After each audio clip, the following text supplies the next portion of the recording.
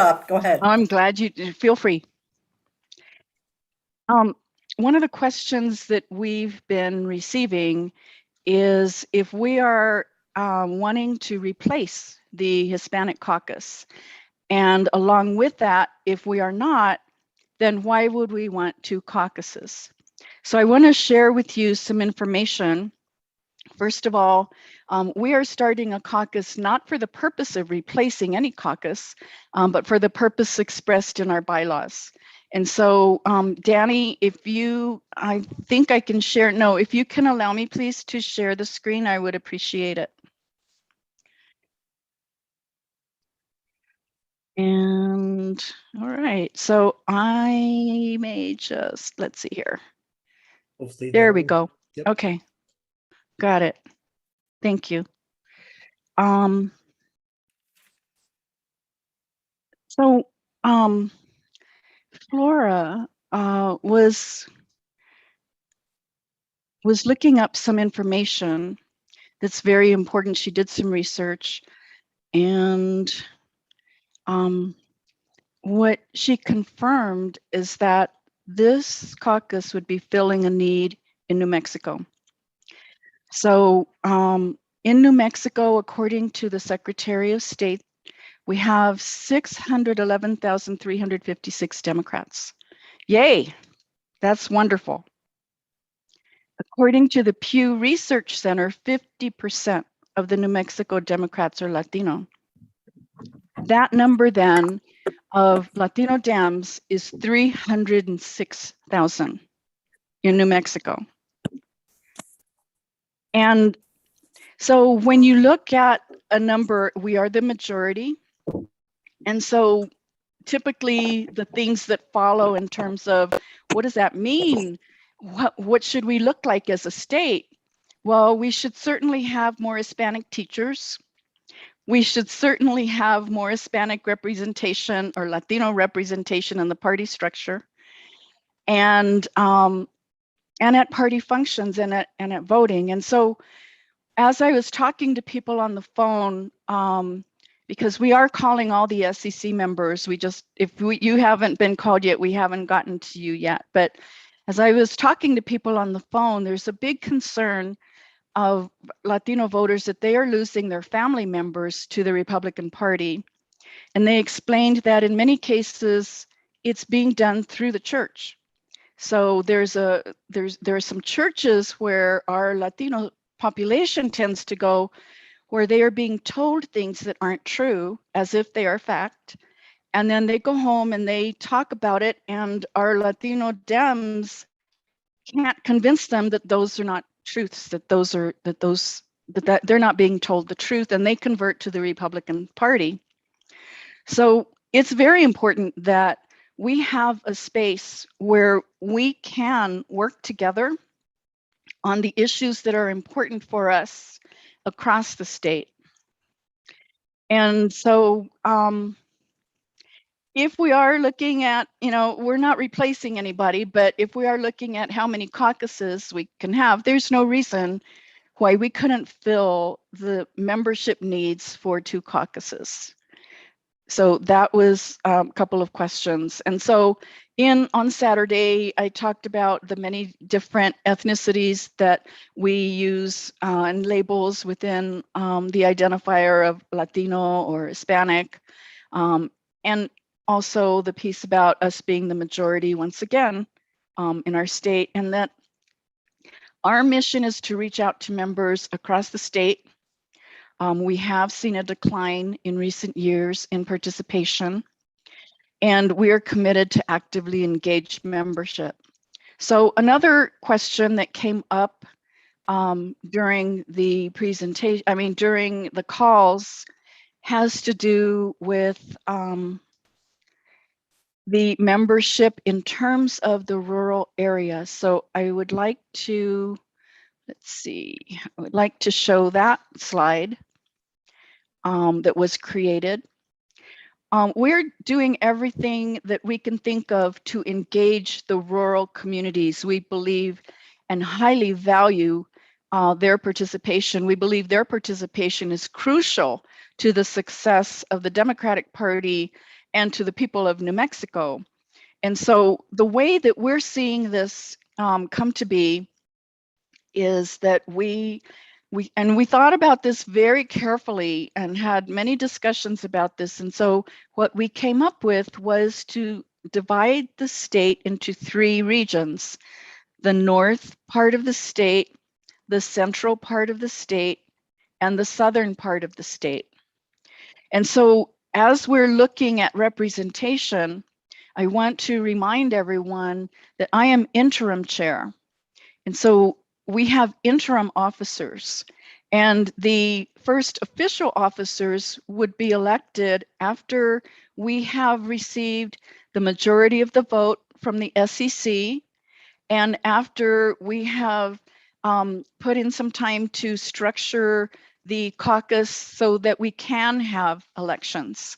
And when we have elections, we're anticipating it would probably be in the spring, so that we are close to the SEC meeting, and so that we have had enough time to reach out to members across the state. And so members from both rural and urban areas, metro areas, would have the opportunity to run for office. And the offices that we have in our bylaws are the chair, one chair, so it's not confusing, there's one chair, and there are 2 vice chairs. There's a vice chair for the metro areas, and there's a vice chair for the rural areas. There's a secretary and there's a treasurer. So those are 5 officers that would be considered officers at our election, but we would also vote for 2 representatives from each of these 3 regions. So if we're looking at the southern region, and we're looking particularly at the southeast part of the state, where we've got Lee County, Eddy County, Chaves County, and then, you know, we've got Doña Ana County with Las Cruces, and we've got numerous counties here. It would be the rural members that would vote for the rural representative. So you wouldn't have Las Cruces members voting for 2 representatives. You would have a metro rep for the Las Cruces area, and you would have a rural rep represented by the members of the rural counties in southern New Mexico. So the same thing with the central and the same thing with the northern part of the state. Is as we're looking at this map, we welcome any ideas for improving that process, because as I said, we highly value participation of the rural areas, and we want to do the most we can to ensure that rural areas are strongly represented in this caucus. So that was another question that I received. And so these are our officers at this point. At this time, we have a rural vice chair, Dircio TJ Lopez from Chama. We've got Marcela Duarte as the Metro Vice Chair, and she's from Albuquerque area.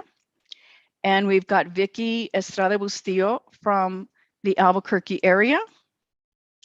And we have Michelle Mares, and I know Michelle on Facebook really well, but I always get confused about, is it Los Lunas or Belen? So somebody help me there. It's Los Lunas. Los Lunas. Thank you, thank you, thank you. Everybody Valencia knows County. Michelle. That's my home county. Oh, that's right. Okay, okay, wonderful.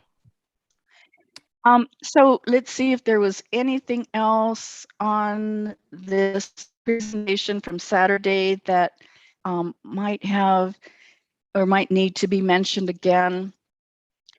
We are working to establish our caucus, and so we have not endorsed, and we will not endorse any candidates as a caucus or any agenda items until we have established a process for doing that after we are voted on by the SEC. So we honor our Native American tribes and sovereign nations. My mom was an attorney. She just passed away recently. And my mom was the attorney who got the memos of understanding going between the Native American tribes and where she was working with child protection. And so there are a lot of women who were very open to me and my mom when we'd go visit. And it's just, I want to say that we honor our Native American tribes and sovereign nations, and we honor the many cultures of New Mexico, but we understand the notion of sovereign nations, and we also understand the importance of having our voice as well. Someone had mentioned Indo-Hispanos as another ethnic category to include, and absolutely, we have many Indo-Hispanos in New Mexico. And so all are welcome. Everyone is welcome. There was something else I was going to say around that. I'll think about it in a moment. But yes, we went before the Rules Committee last Wednesday, and they reviewed our bylaws, and they reviewed every single item using a checklist that included all the pieces of the Rules Committee that would need to be in our bylaws, and we were found to be in compliance. And so that's very important to state as well. And so let's see, the other is that, we may have, right now you have a chair that is, my field is education. I have a PhD in education, and I'm a professor at the University of New Mexico and in the College of Education. And in my community life, I am a strong advocate for all of our populations in New Mexico. And I am one of the founding members of the Latino Education Task Force. And that is the group that organized and conceptualized the Martinez versus State of New Mexico lawsuit. So I was the one that called David Hinojosa of MALDEF.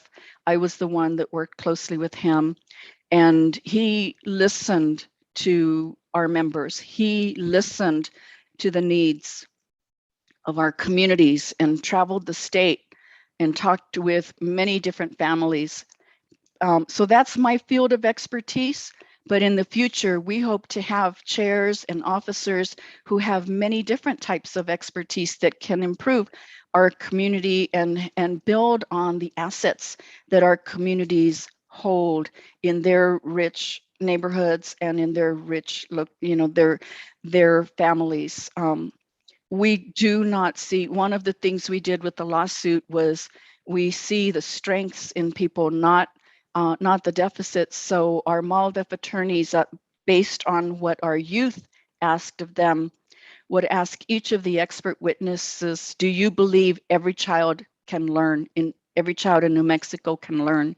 Do you believe our children have assets? And yes, they absolutely, every single witness said yes.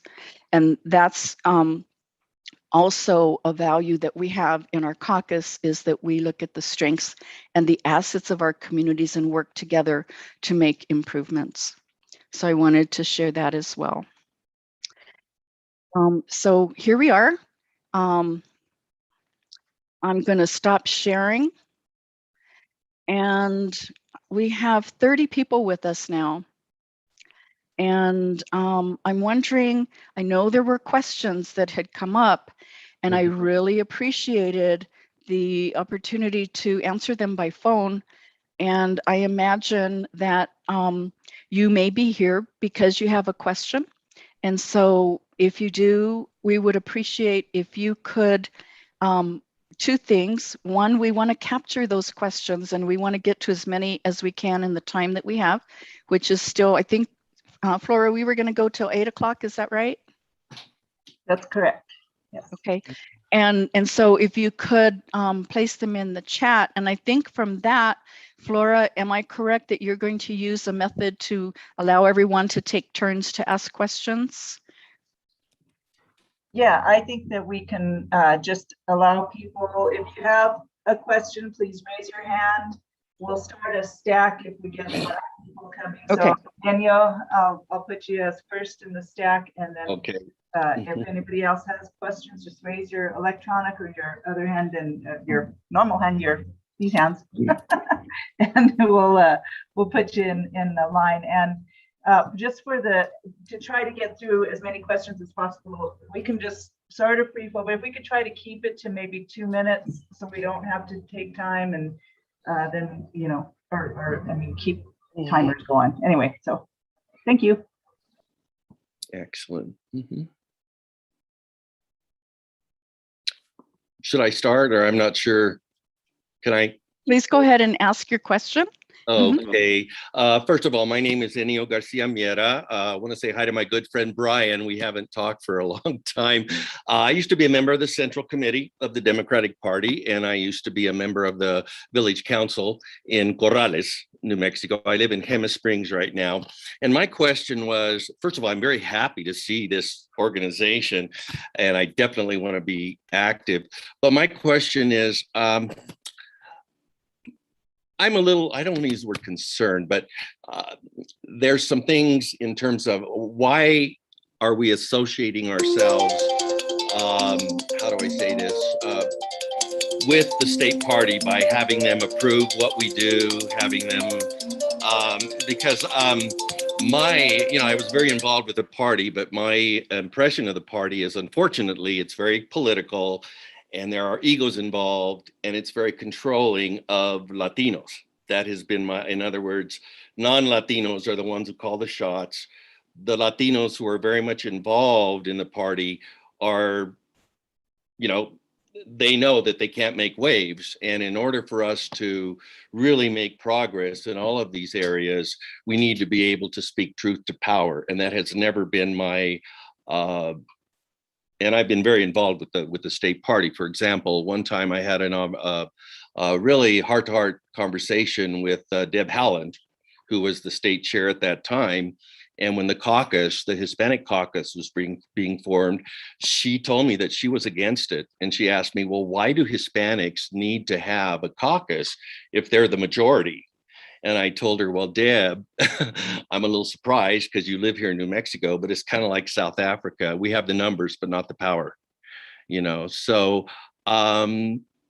what happens if there's a conflict I just hope that we're not beholding, or we're going to be another Democratic Latino organization that allows itself to be controlled by the party. Thank you. Well, as a caucus with officers who speak for the members, I mentioned that we're not going to make any endorsements until we have had the opportunity to discuss the things we're being asked to endorse, and we've had the opportunity to make some choices and to make some decisions as a caucus, as a body. So as a caucus, we're only as strong as our members. And so we want to welcome everyone in terms of membership and also in terms of leadership. And so, of course, we would welcome your membership and your leadership. And that is where you have the responsibility to speak up. And so I understand what you're saying. I've seen it in places as well. And I won't say I've seen it in the Democratic Party, although I'm sure I have, but it's like that is blanking out right now. It happens in life. It happens when people come together. But as I said, we have a mission. We have bylaws that we function by structurally, and we hold each other accountable. And we have the responsibility to voice the strengths and the needs in our communities. And that's what we hold. And so that's my answer for you. Thank you. Thank you very much. And so hi, everybody, if I can follow up on that, we also have two types of membership. One is voting members, and it's those who identify as I'm going to go ahead and say brown. That's kind of how I go, just brown folks. So brown folks are voting members. we welcome everybody of all ethnicities, of all skin tones, but the voting members are brown. So I feel like that's a big part of it. Mm.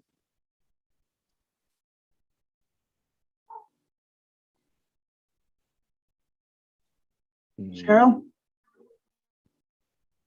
Thank you, Flora. you're muted, Cheryl. What about now? Yeah, we can hear you. Mhm. Okay, thank you. Anyhow, I'd like to speak to you in broader terms, and that is, unfortunately, I agree with you completely, and Hispanics are not the only group that has been marginalized by the Democratic Party. Many, many people, common people, grassroots people have been marginalized by a Democratic Party that has a power structure. The DNC and all the elected officials for the most part, and those people have made the decisions for all of us. It's one of the reasons that myself and some of my close friends in the party worked on the Adelante Progressive Caucus 3 years ago and got that started. And we've had a couple of other caucuses formed since then. And I'm really excited about this caucus because you're absolutely right about not having a voice. And what we've got to do is work on the inside and the outside strategy. It's fine to have our advocates outside the party that will support us, Black Lives Matter and be allies to various disadvantaged groups. But we've also got to exercise our power within the party. And that may be uncomfortable for some people, but we've got to do it. We're doing it in the Progressive Party. I'm hoping this new caucus will do it. There's other caucuses I'd like to see come out even stronger, and I'd like to see us work together on common issues between the caucuses. The other good reason to have a caucus, I think, in the party is that a lot of people aren't comfortable with the party, just like you said. They're looking for a place or a way to do something, but it's got to fit their beliefs and lifestyle. So if we can get people to be good Democrats and be active through a caucus or through an outside group or through a nonprofit group, any of those get people involved. Not everybody wants to be a precinct chair and go to the ward meeting and, go to the county meeting. Sorry, Flora. So that would be my answer to, we want to give people a lot of choices. And I want you guys to have the power. You've got the ideas, you've got the power, you need to take it. And it's the same thing for progressive ideas. The progressive movement's getting stronger and stronger in this party. And I think it's not going to change. So come on aboard.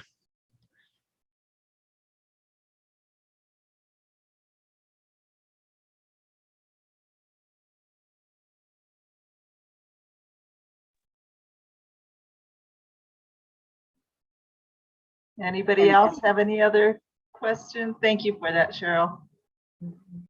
Definitely. Thank you. Laura? Yes. Hi, everyone. So now that Cheryl said that, she reminded me of several of the conversations we've had statewide within the Latino community and the Democratic Party. There's a lot of people that are in the rural communities that feel disenfranchised or don't feel like they belong anymore. And we really need them to get back on board with the party in order for all of us to win. And so what I would ask, even when you're considering your processes, that there's really a good checks and balances within the party as well, because there's a lot of people that are much more moderate than others. And we still need to make sure that everyone has their voice being heard within the Latino community. What's your thoughts to that?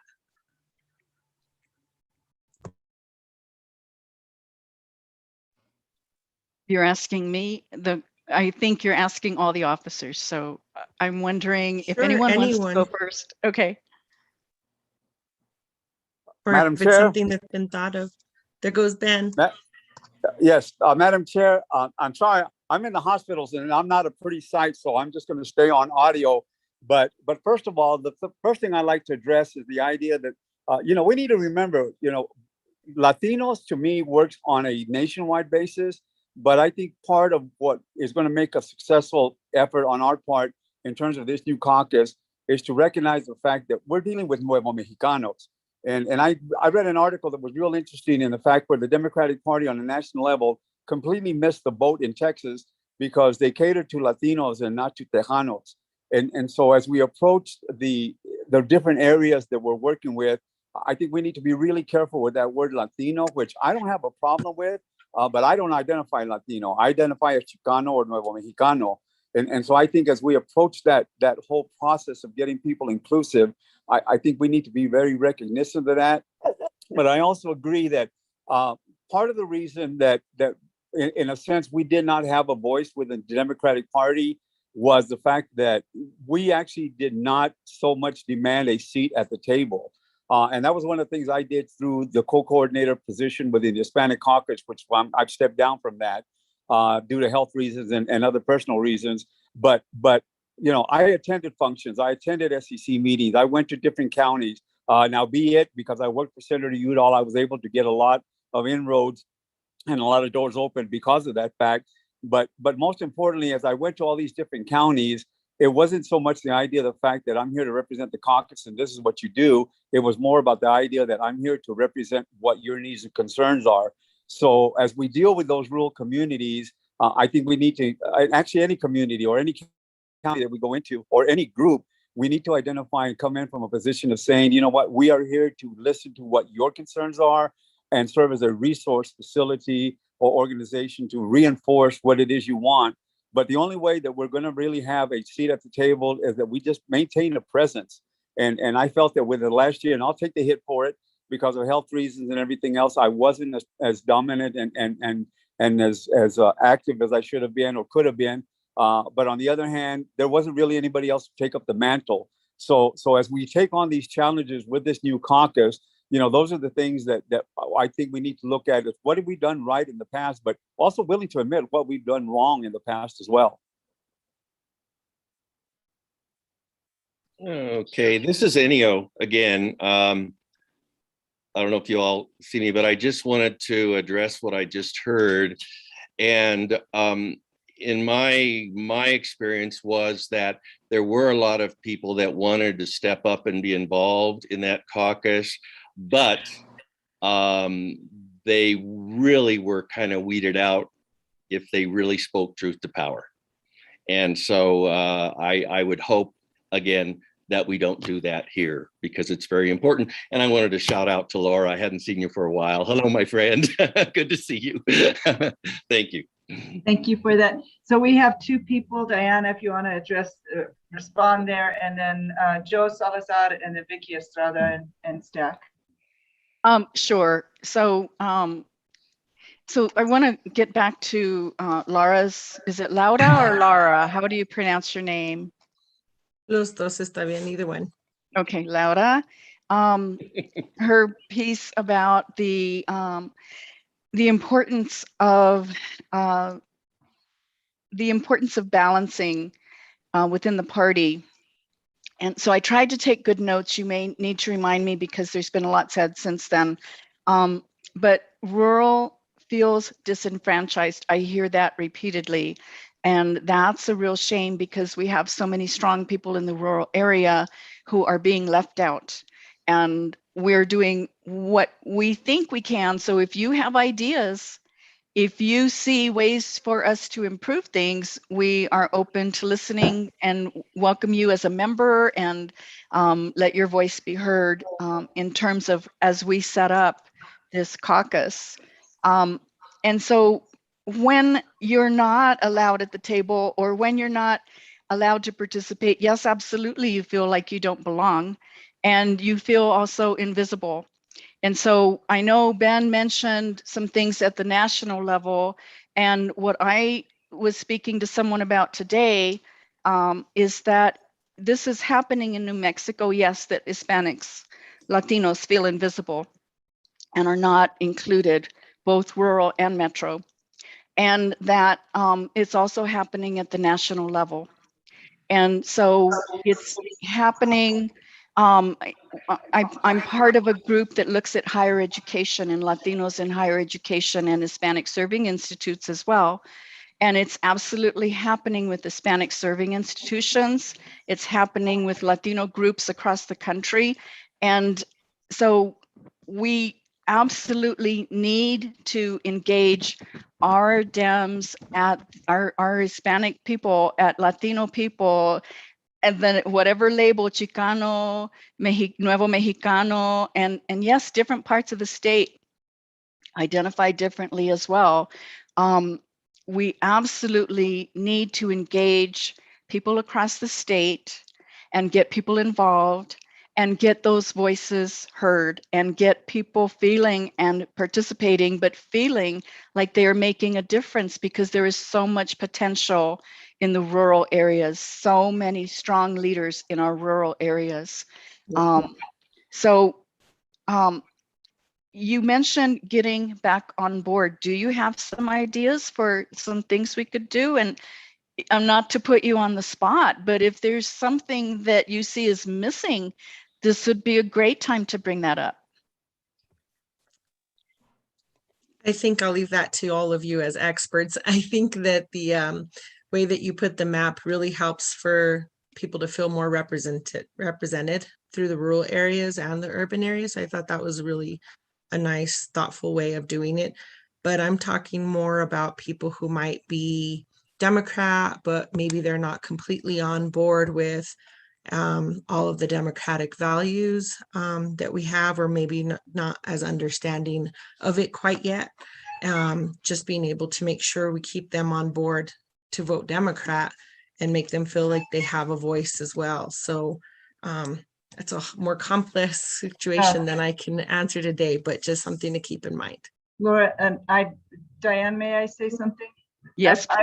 I've been really, one of the things that I feel very strongly about, and is that we cannot make decisions, unless people are at the table, right? It's not for me, who lives in Bernalillo County, to make decisions for rural areas. I welcome listening to rural people who live in rural, leaders like Trish, like Tate Turnbull, like Becca Baca, like Ben Salazar.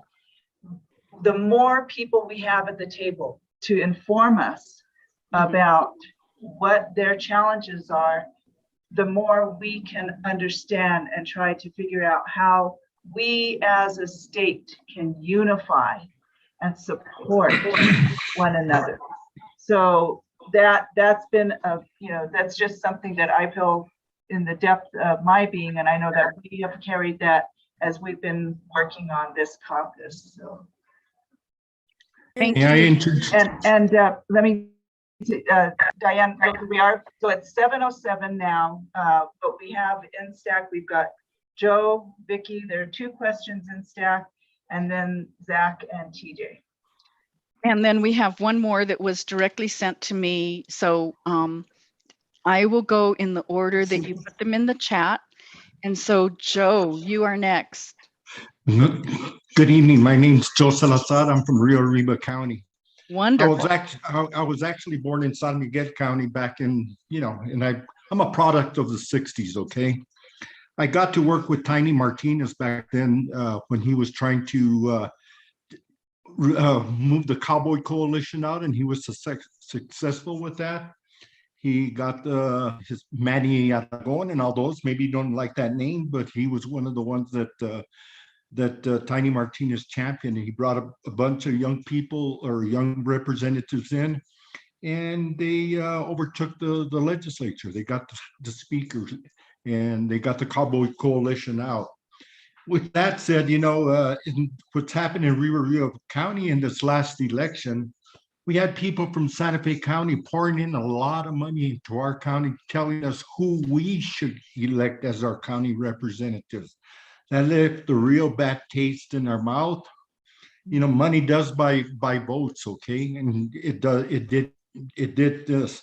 But we decided that we wanted to take our county back. We had an election for our chair. this past summer. We re-elected my wife.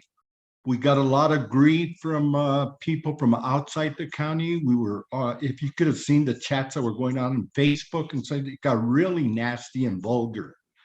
We tried to stay out of it. What we did is we organized ourselves and we re-elected most of our people to take over our Democratic Party in our county. We don't need outsiders, okay? And our plan there is to go forward. Now we're going to work on our primary. And we're going to start electing people who represent our minority or majority here, whether it be Native American or Hispano or Chicano, whatever they want to call themselves. I call myself an earth person, okay? I come from the dirt, you know, and that's what I want to be. And that's where I came, you know.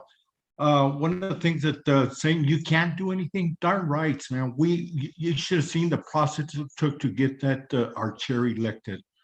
We were being controlled by the state office, and we said, no, you don't control us. You don't tell us when we're going to vote. You don't do anything. We decide how this process is going to happen and how it occurs. They accused us of cheating. We never cheated. We just organized, and that's what it takes, going out there and Yes, talking to absolutely. people and doing it. So Thank if you. you want to do something, do it. All right. Thank you, Mr. Salazar, and very nice to meet you. Go Rio Arriba County. Yay. Don't Vicky forget San Miguel. and San Miguel, of course. Never forget. Thank you. Vicky, I So- think you're next. Yeah, I just was, in part, I wanted to emphasize I'm, one of the people that I talked with Flora 4 years ago when I first started getting into the party as a precinct chair and now a ward chair, and I hadn't heard anything about a Hispanic caucus.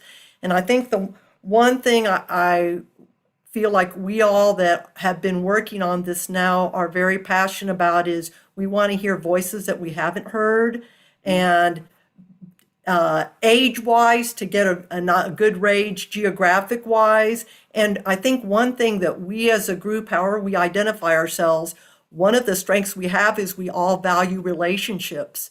And what I realized when I talked with Flora about the ward chair is as I went out to places in my ward, to Democrats that said no one's ever come to our house, I think that's how our state is. We have many Democrats in especially the rural areas, that they're not being asked. And I think we all recognize that. We did not want to be Bernalillo County centric.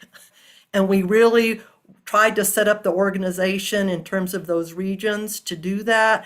And I just wanted to share that I think we really passionately all believe it's important that we want to involve people who have not had a voice, and we recognize it's time to expand and broaden what that voice is. Beautiful. So I'm sorry that wasn't a question, but I wanted to respond to that. Thank you. I appreciate that. I'm glad you did. Thank you. I think Zach's question is next, but I'm having a hard time finding it. So I think there was one up here. It was, hold on, let me find it. I should have copied and pasted it. I wish there was a search button here we could use. Yeah. And so was Zach the next question? Because I noticed you said there were 2 chat questions. Yeah, well, there's Scotti Romberg's, and I thought there was another one. So Okay. Scotti asked, it appears geographically that it might be helpful to have 2 rural vice chairs to 1 urban vice chair. Because I'm thinking she meant vice chair, because the urban areas seem to be represented. Yeah, that's a good point. So I'll let you address that. No, sure. Well, I think we can take it back and consider it and look to see what that might look like and make a decision on that. That'd be absolutely fine. Scotti, was there anything? I know Scotty's still here. Hi, Scotti. Was there anything else you wanted to add to that? Thanks, Diane. No, it just, after listening to some of the people where the rural caucus doesn't seem to get enough representation or voice, just looking at the three sections, if the urban caucus, let's say in the Southern District, is Las Cruces, I mean, you've got a chunk of land on the east and a chunk of land on the west. And the same with Bernalillo County. I mean, you've got several counties on the east and counties on the west that, you know, would not be necessarily both represented. So that's the reason I brought it up, because it seems to be, from what I'm hearing, a big issue for that the rural community doesn't feel heard. Wonderful. Thank you. We'll definitely take a look at that. And then Zach, would you mind stating your question? I don't know if your hand was up or if you had it in the chat, but good to see you, Zach. How are you? Doing well, Doctor. Thank you, Good. Madam Chair. I appreciate it, Madam Chair. Dios bendiga, everybody. My name is Zachary Quintero. I just wanted to pose a question. What actionable item can we focus on collectively here that we are able to be able to advocate on our own independently, but talk about collectively here? Something that I noticed that was brought up at the beginning of this was the role of the churches. Now, I've already gone through 23 counties across the state campaigning for state auditor. And at this stage, I can confidently say that the churches are openly getting involved in Republican Party politics, hosting fundraisers for candidates, actively targeting Latino union members, and trying to get them to push towards decline to say independent or Trump. And it's under the banner of everything from abortion to a lot more focused economic needs. So my question to the group will be, you know, what actual item can we take on that issue collectively? What can we direct all of our attention to? Maybe making voting day a statewide holiday, or making it a citywide holiday in different parts, or countywide holiday, county by county, all 33 counties, having voting a designated holiday. That way our people who work the most end up taking the day off to vote. Having collective turnout like that is how we can get some representation. Those are just some ideas I have out there, but just wanted to share what I've seen from the road. Thank you. Diane, I'm sorry. And we also have our rural vice chair, TJ Lopez, who might want to offer some feedback on something. Okay, so let me just check with Flora. Flora, is it TJ's turn next, or was there somebody else? Okay, wonderful. Thank you. And I'd like to just say something to Zach's. What our next action item is to get this passed by the SCC. So we have to be approved as a caucus by the SCC. So please help us get that support. If you know SCC members, ask them to vote yes for this caucus. Definitely. That's absolutely what I would have said as well, Flora. Thank you. That's our number one task. We can't do anything if we're not approved by the SCC as a caucus for the Democratic Party. And the other piece to that is, Zach, we need you in this caucus with those wonderful ideas of yours and the wonderful action steps you know how to take strategically. So that's the other thing I would add to that. So thank you. TJ. Yay, there's TJ. Hey. Good afternoon, or good Hi. evening, Chair and members of the meeting, shall I say. Just a quick, a few talking points, being your rural representative, but also representing the agriculture and rural community on the State Game Commission. You know, the voice has been ignored by the party for a long time, particularly here in Rio Arriba County, where I'm from, especially in Rio Arriba County, where the majority of our budget, just like the state, does come from oil and gas. I mean, we cannot pay our county employees also with our state employees without having the oil and gas industry in our counties or respective state, especially in the rural counties towards the southeast. So we understand the balance of the new Green Deal and oil and gas, but we also want to have a voice at the table. And we also want to have a voice at the table for our agricultural representatives, you know, are ones that put the hamburgers on our plates, as well as the ribeye steaks from the Monte Carlo on the plate. You know, we're the producers of agricultural products throughout the state, especially our green chili, you know, down south. And we don't we don't see a lot of that recognition in the party at all, at all. I mean, we've all gone to the Rising Star dinner and we've had our chicken and all that stuff. And where did that come from? That came from our ag grips in the South, our ag grips in the North, you know. So we want to make sure we have a voice. And also, I mean, just now in our meeting, you know, I have someone here next to my house shooting an elk, you know, and I got to go check that out, being on the State Game Commission. But, you know, we are responsible sportsmen, ranchers, and we don't believe we have a voice now in the party. You know, we do so much for the state, contribute so much to the state, but we feel neglected, just like Mr. Salazar said. You know, we were getting encroached, or I should say, the new conquistadores were coming down from Santa Fe to tell us how to run and live our lives. And we already were conquered once. We're not going to let it happen again. And that's why we just want a voice at the table to voice our concerns, our ideologies, which are democratic by nature and always will be. But we still need to have a voice at the table. And that's why I believe that the role chair and the members are important, because the party, we are losing Hispanic voters, especially males and females, and they are jumping the line to the red side.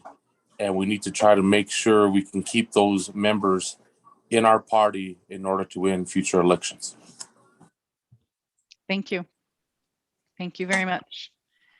So Stack, Diane, that's your question. The question that was directly to you is next in Stack, and then Joann posted her question in the chat, and then Cheryl, Joe, and then Trish. Okay, so Joann, would you like to state your question, or do we just use what's in the chat? Just use what's in the chat, that's fine. Okay. So I know that we had shared the bylaws, but I don't know publicly if there's a link available on the site for the Democratic Party at this time. Flora, how would you suggest that we, or where did we place those that people can access? They're on the event page for this event. There's a link to them there, and we could certainly send them out as well. And the state party, we will be posting them. They've sent us a link today to, so we could post any documentation that we have and on the state party site. So we'll make sure and get that up. And I'm not sure where it will be on the state party site, but they will, get it up there. Thank you. If I may, Diane, the question was, what are your goals? Because, I'm hearing a lot of different ideas coming forward. I've been involved with the party for many, many years. This is my second term as chair.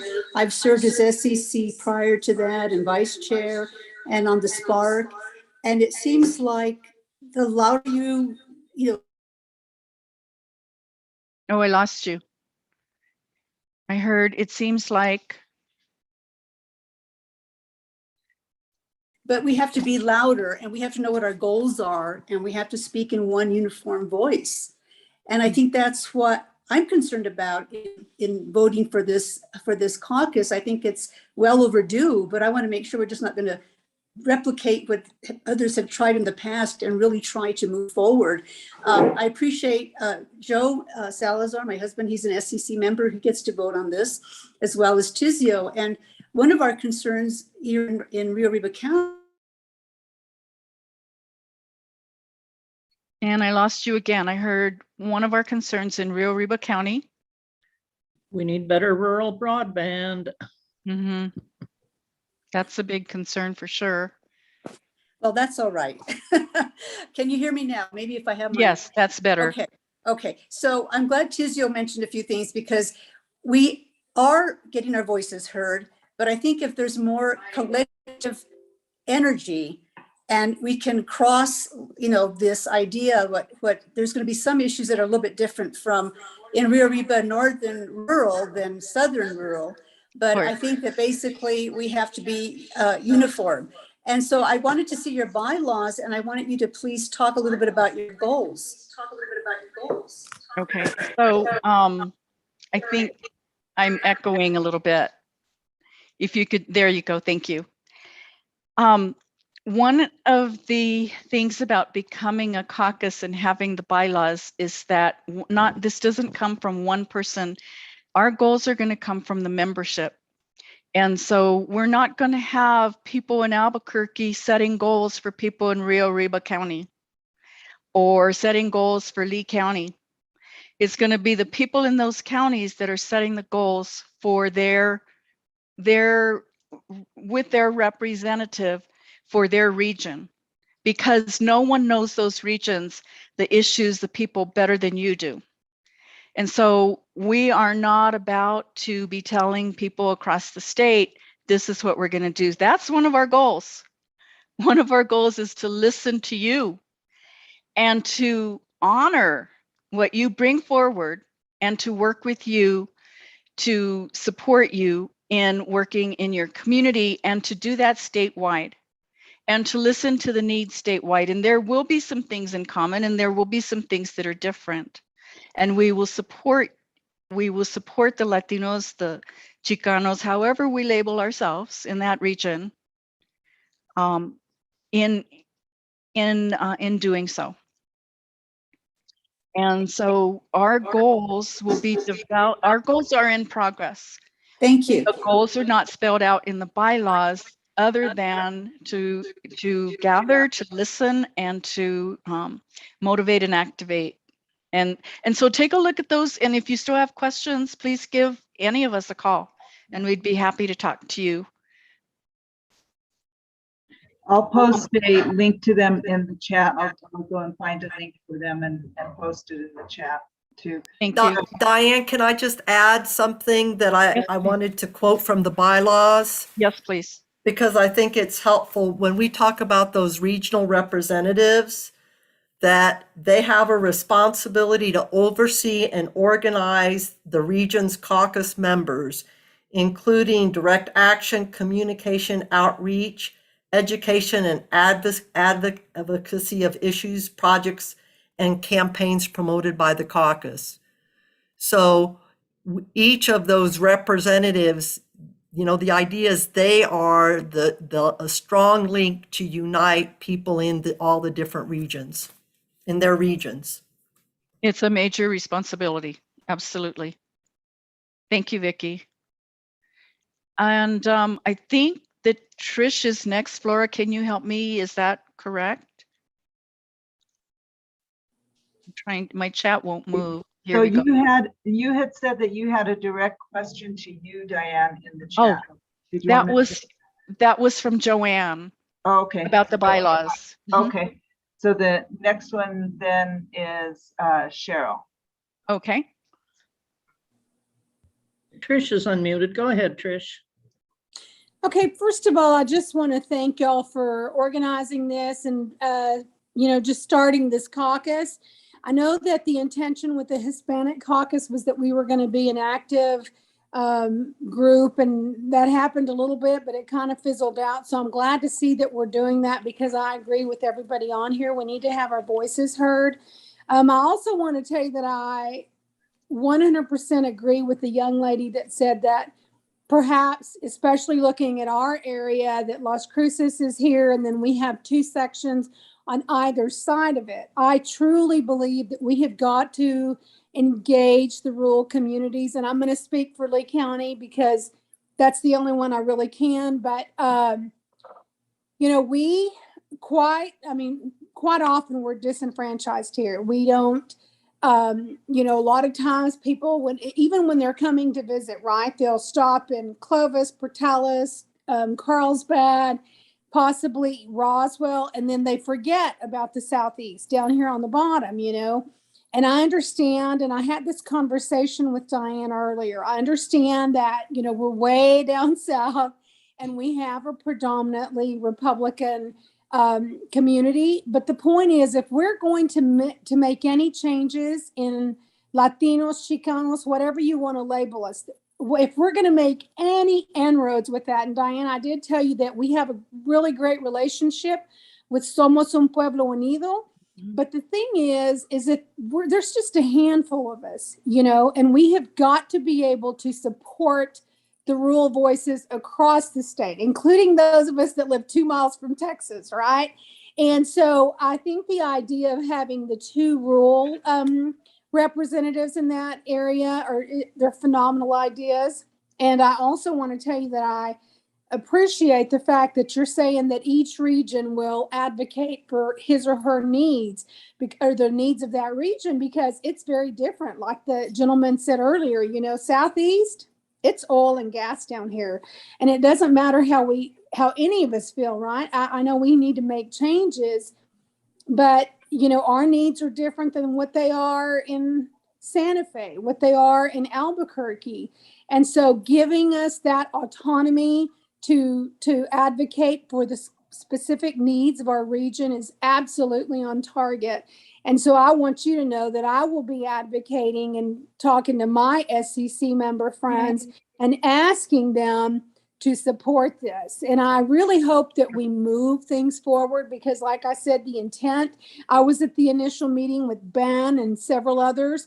I can't even remember if we were in Albuquerque or Santa Fe, but when that Hispanic caucus took off, I was at that meeting, and you know, the plans were wonderful, and then it just somehow fizzled out. And we are a minority state. Necesitamos que unirnos and have our voices heard and become active and be inclusive of everyone in Nuevo Mexico, including the Southeast. Okay. Gracias. Yes. Thank you. Beautiful. And we love you, Trish. And thank you for volunteering to communicate with your SCC members in the region. Thank you. Thank you. Cheryl, I believe, is next. Thank you very much, Madam Chairman. Chairwoman, I have a question for your organizing committee, and then I have a statement I'd like to make. And I hope I'm not stepping out of line in representing Adelante. We've got some other Adelante folks on the line here, and they're welcome to speak up also. My first question is, New Mexico is an incredibly complex multicultural state. It was before statehood. Our statehood people recognized it was when they wrote the Constitution. We have a law in our Constitution that requires that all of our legal materials be bilingual in Spanish and English. So much of our recruiting and voter registration now gets hampered when we don't have enough Spanish speakers at the door. So I'm curious, what did you all talk about in your organizing meeting in terms of bilingual actions and capabilities and support? How are you going to address the problem of non-English speakers? Thank you for that wonderful question. And yes, our Constitution promised a lot of things for Spanish-speaking children, Spanish speakers in the state, because of the leadership that had been in the state, having been Spanish-speaking people before the United States took over. And you know, in the trial with the lawsuit, this was the turning moment for the judge, actually. She asked our history expert if this was promised in the Constitution for Spanish-speaking children, why didn't it happen?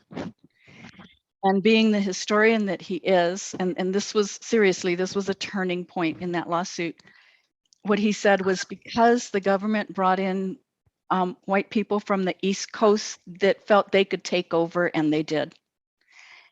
And so, not to offend anyone of our members who are white, not at all, but that power is what called the shots in terms of changing things. It's our intent, according to our bylaws, to listen to the people of our state. And absolutely, that includes the rich strengths that are brought with our language. And so you have me thinking perhaps we should write the bylaws in Spanish as well. But that's not enough. We really have to look at how do we honor both languages. And I appreciate the question, because language and culture cannot be separated. And so as we look at our members who are bilingual, we want to honor those strengths. I loved the conversation with Trish earlier today because she went into her Spanish. And, you know, there's not everybody who's Hispanic knows Spanish, and that's unfortunate. But what we still have, we need to honor. And so you put some ideas in my head, Cheryl, that are very important for me. And maybe others on this call are getting ideas as well. We certainly did include in the last revision that, you know, we're not, you know, in terms of members, it's regardless of legal status.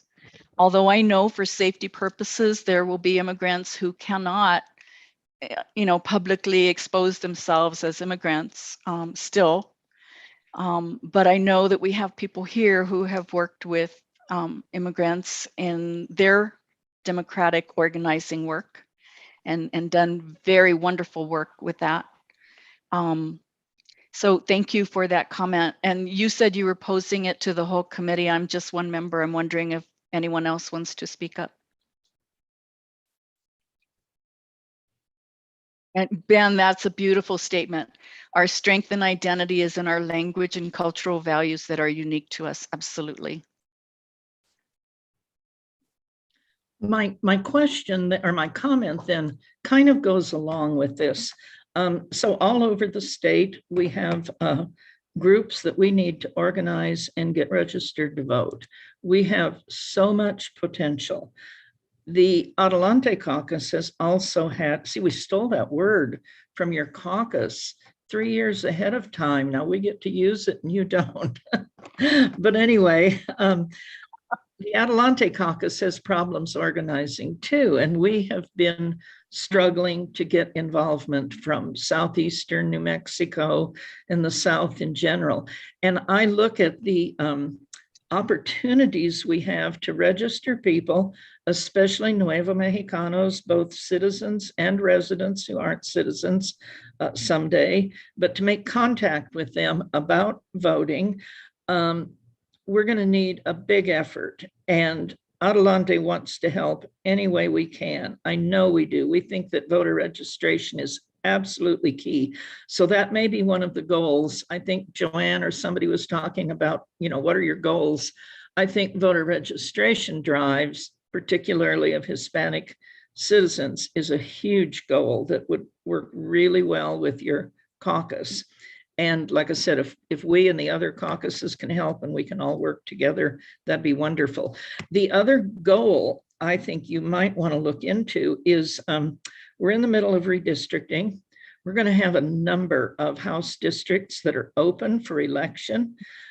Adelante caucus does not want to see a bunch of old white men continuing in the legislature. I would love to see some younger folks. I see them on TV a lot as newscasters and what have you. But we're going to have a number of openings in the legislature. We have Laura Montoya running for state treasurer. We have Zach running for auditor. We've got some wonderful candidates, and we've amazing candidates. You know, we can all work together to get some of those people elected and to look for some new opportunities for people that have been disadvantaged, the Native American community, what little Black community we have, I think is pretty strong in Hobbs. We've got some folks down there that have been active in the Democratic Party. So I think if we just get together and brainstorm, there's a lot of things we can be doing to enhance your caucus, to enhance the registered Democrats, to enhance voter turnout, and it will benefit our caucus, and we're happy to be part of it with you all. Wow. Thank you. Do we That's have, awesome. yeah. Please, Wonderful. Flora, please. Sorry about that. So, thank you, Cheryl. So we're at 7:38. Okay. I did post and I'll post them again, a link to the bylaws in the chat. So please, feel free to, that's a PDF you can download there. And as far as in stack now, we have Joe and then Trish. And Cheryl, I don't know if you noticed in the chat, Trish sent her number and a note to you that they can help.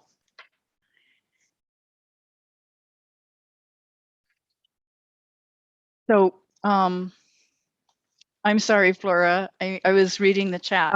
That's okay. Joe Go and ahead. then Trish. Joe and then Trish. It's the stack. And I'm not seeing Joe. There, no, that's Harold, Senator Pope. Is Joe still with us?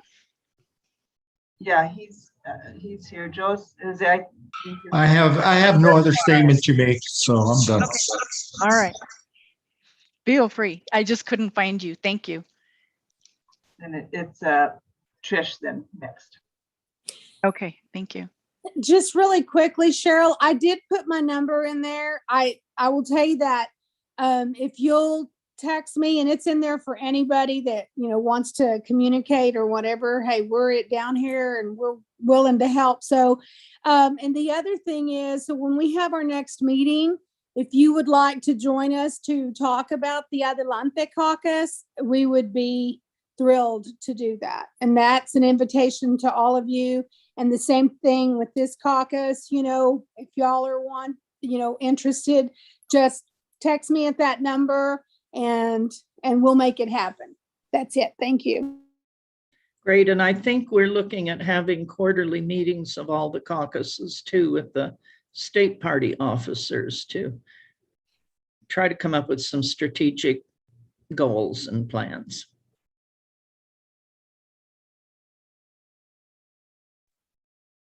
Wonderful. Thank you.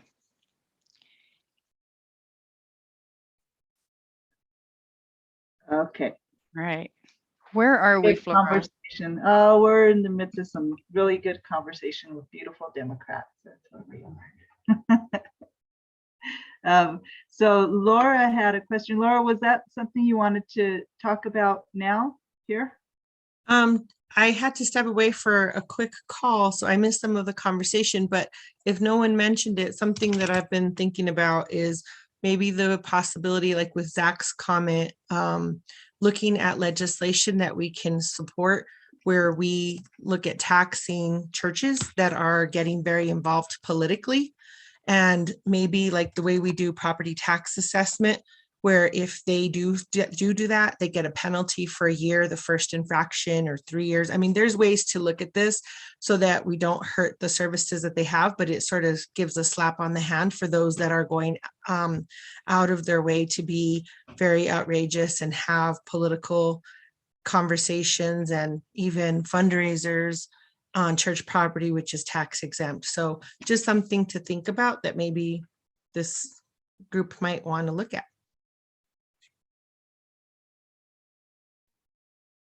Wonderful. Thank you.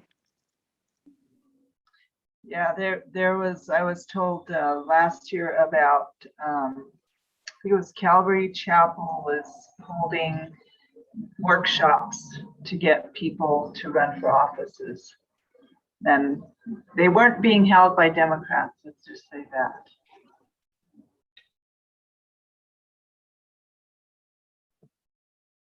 Just on that note, if I may, Madam Chair. So one thing, I feel such passion and energy from the group here tonight. I'm very grateful to each and every one of you. One of the things that jumped out to me was when our chairwoman Trish Ruiz talked about the differences in southern New Mexico. But the one thing that we shared in identifying and struggle, Trish, is that we saw that happen before it took off going into the central part of the state. And we set up the flare signals saying, hey, Valencia County, hey, Grant County, hey, Lee County, we're seeing these workshops being done with these candidate recruitments. We need a candidate recruitment system.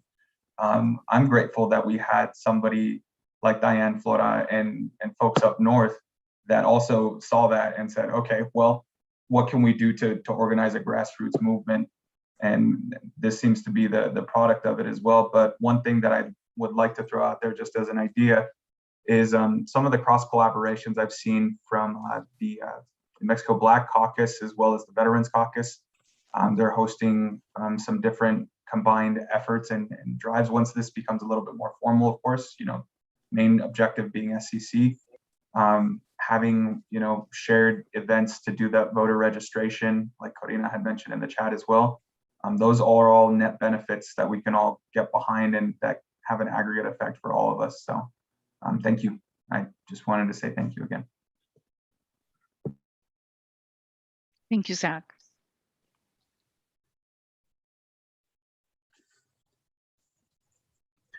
So Joe posted a comment, and I think it's very good one, and it goes back to what we're trying to do, and that is build community, because we don't want everybody to think alike, right? That's not any of our goals, and especially as the Democratic Party, we are the Big Tent Party. But it's building spaces where we listen to one another, not that we all think the same, but that we can hear one another and collectively come up with our path forward. And not to be disrespectful when differing opinions come forward as well. And that's something I think we've lost, not just here in the state, but as a society. And I think it's one that when you talk about Trump voters, that's what got him elected in the first place, is that we have not been a community. We have not been a people who's given power to the people at the level where they can express their own thoughts and opinions instead of being told what they should be thinking, right? So we hope to build spaces that we can listen, as Diane's been saying. That was beautifully stated, Flora.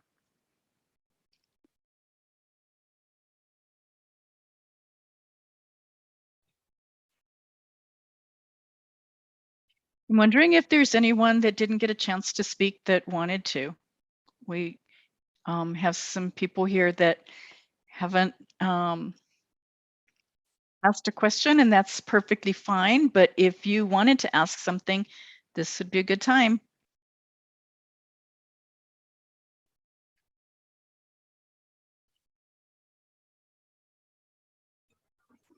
Maybe we should remind everybody of the next steps, Diane, in the process.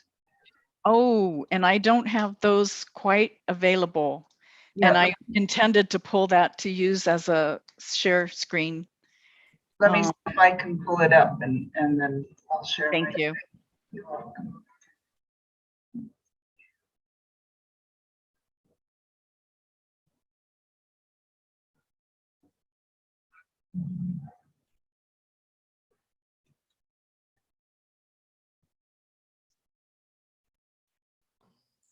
Madam Chair, while that's being done, can I just say a few things? Sure. Yeah. I just wanted to say that I will be sharing this information with the representatives that had other commitments from Union County, from Harding County, from Quay County, and then also with the chair over in Roosevelt County, in the idea that I see a real concentrated effort to make sure that our eastern New Mexico and northeastern New Mexico rural counties are being included. So they asked me to let you guys know that they were very interested in what was going on. I will be briefing them. I will make sure that we get the materials to them. But Union County, Harding, Quay, were very interested in what was going to be taking place tonight. And so I'll be more than happy to share that information with them. And I am in full support of what we're doing here and what's being attempted to be done. And so I will as well encourage SEC members to vote in favor of this. And but just very quickly, again, I don't want to discount the work that was done through the Hispanic Caucus, through the Democratic Party, which I know hasn't been done, and there's really concentrated effort to do that. But again, two things that I will candidly point out that basically I saw as detriments to the building of that organization and moving forward. was a reluctance to be inclusive of a structure that was statewide in terms of the structure and the input. And then the second thing, in all honesty, were personality conflicts. Cosas simples where somebody just didn't like somebody and failed to see the bigger goal and basically said, well, I don't want to be a member if that person's going to be involved. It was really petty stuff. And somehow or another, I really thought that Mi Raza had moved beyond that in terms of understanding where we need to go as a community and where we need to go as a race. And so at some point or another, we just need to make sure everybody understands that when you walk into one of these meetings or into one of these forums being conducted, you leave your ego at the door and you look out for the common good, because that should be the purpose of what we're all trying to do. Beautifully Well stated. said, Ben. Yep. We're so grateful for all of Ben's efforts throughout the years. I mean, Ben recruited me to the Hispanic Caucus, and he's just a tireless warrior for democratic values. So thank you, Ben, for that. Yes, definitely. And that should be something that we work on very carefully. Yes. Oh, great, Flora, you found, yes, perfect. Yeah. Thank you. You're welcome. Do you want to go over it? No, go ahead. Okay. I'll let you do that, please. Thank you. So this was presented at the SCC meeting. And so the State Central Committee meeting, which took place on October 23rd. Go away. Okay.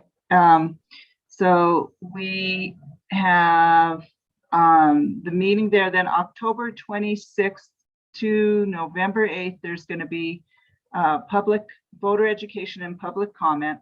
So we have our email, Fuerzas Unidas nm@gmail.com. Please feel free to hand that out to anybody who has a question, and someone from the team will answer that. And then we'll also get our documents up on the DPNM website, and hopefully maybe this recording as well. We can get it up there, but it will also be on the Bernalillo County YouTube channel. So then November 9th through 15th is going to be the amendments to the rules, right, regarding proposed rules. Okay. Secondary amendments and comments. Well, Kathy McCord would know what this means, or somebody else who's probably Cheryl would be able to explain it to us. And then no. And then the 16th through the 23rd is whenever the actual balloting is. So that's when SCC members are going to be voting, is November 16th through November 23rd. So please encourage others, SCC members, to vote for this. And if you'd like to help us make phone calls to other SCC members, we'd welcome it. We have, almost 500 phone calls to make. So, I mean, we've been chipping away at them, Vicki and Marcella and Diane and myself and a couple of others. So, but we'd appreciate your help with that too. So that's where it goes. And then balloting, the counting starts on the 24th. And then the certification will happen on December 1st. And what we're hoping to have ideally is that we can start 2022 with an organized caucus. So we can start looking at how can we impact these midterms. We know it's going to be a rough 2022. This landscape that we're in right now is not an easy political landscape. So the more we can be prepared to organize and get out the vote, the better we'll be. So that's that. Thank you, Flora. And it may have been Zach who said earlier that this is obviously a very passionate group. And I so agree with that. And we are so grateful for you being with us this evening, taking time from your busy schedules to visit with us, to discuss with us, to create with us. And so thank you very much for joining us. I'm going to ask if there's anyone else, Flora, Vicki, There's Marcella. Diana, There. how many people get Rocky and then Milagro have. Thank you. Okay. We're at 7:53, so. And so I'm not sure why my screen is weird. So Rocky, go ahead, please.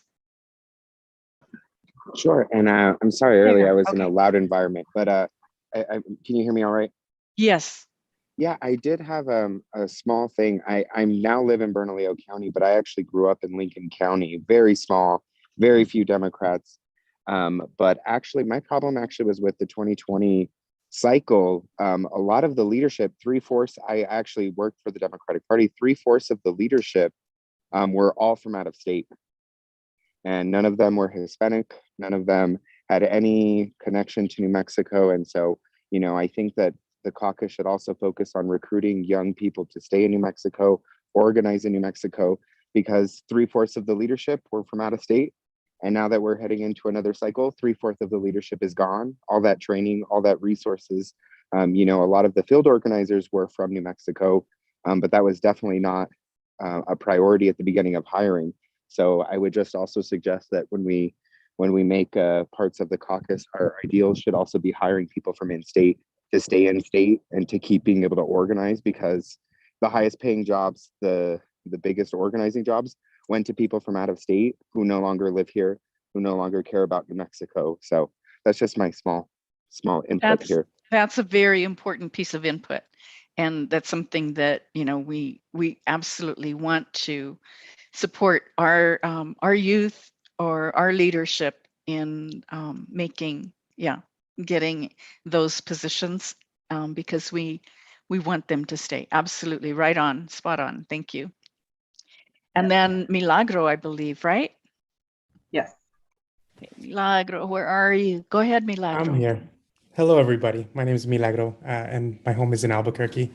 I was just inspired by Brother Ben talking earlier. I was on the fence about whether I wanted to say this to everyone or not, but with the intent of setting those positive intentions moving into this new caucus.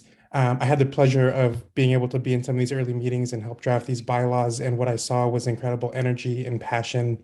I don't know if a lot of you know this. In my day job, I'm a union thug. I go around organizing people at the state of New Mexico and APS and CNM and UNM. And one of my favorite things to tell workers is that if someone comes in here and tells you that they're going to fix it for you, they're lying. And you need to understand that your union is not the answer, right? In the same way that this caucus or our party is not the answer. They're a tool that people need to use to build the power that they want together.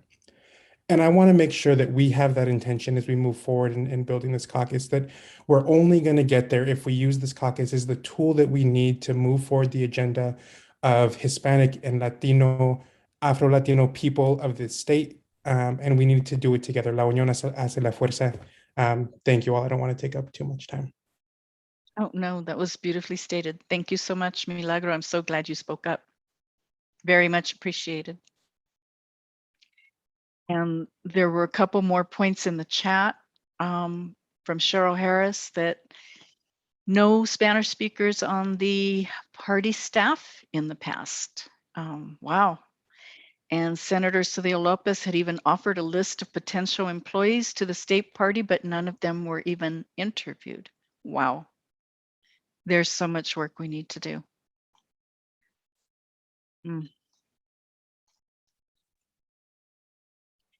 And thank you, Flora. There's a link for the YouTube. Wow. Yeah, we'll have to get that on the state party site too. So that's Danny. Thank you, Danny. Thank you, Danny. Excellent. And so we close with that, I believe. Thank you so much for being with us. Greg, was there something you wanted to say? I noticed that. Okay. Oh, yeah, absolutely. I just wanted to say that I really appreciate what you guys are organizing here. A seat at a table is good, but it's just so important to organize in a group where your own social culture is the one practice in the group. I know that's not always the case at DPNM. So it affects how you organize, what strategies and tactics you find acceptable. And I think that there's a big cultural difference between, the East Coast suburban culture and the traditional New Mexican culture. So I'm just like, I think this is really great. Just wanted to say that. Thanks a lot. Thank you. And thank you all for being with us this evening. And with that comment, I believe that is the last question or comment. Going once. All right. Thank you, everyone. Have a blessed evening. Bye. Great job, ladies. Buenas noches. Gracias a todos. Bye, everyone. Buenas noches. Yes.